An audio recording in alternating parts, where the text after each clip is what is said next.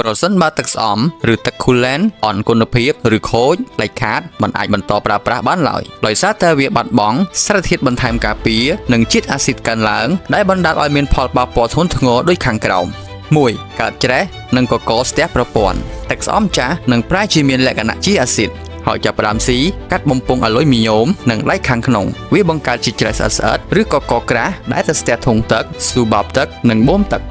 2. ម៉ាស៊ីនឡើងកម្ដៅខ្លាំងទឹកស្អំដែលអន់គុណភាពបាត់បង់សមត្ថភាពស្រូបនិងបញ្ចេញកម្ដៅវានឹងពុះយ៉ាងលឿននៅសីតុណ្ហភាពទាបបង្កើតជាអាកាសធាតុស្ទះក្នុងប្រព័ន្ធ air pocket រហូតធ្វើឲ្យម៉ាស៊ីនឡើងកម្ដៅខ្លាំង 3. ប្រេកក្បាលស៊ីឡាំងឬខូចរ៉ូនីងប្រសិនបើម៉ាស៊ីនឡើងកម្ដៅខ្លាំងដោយសារទឹកស្អំខូចវានឹងធ្វើឲ្យក្បាលស៊ីឡាំងវាចកោងឬខូចរ៉ូនីងក្បាលស៊ីឡាំងដែលតម្រូវឲ្យចំណាយថវិកាជួសជុលច្រើន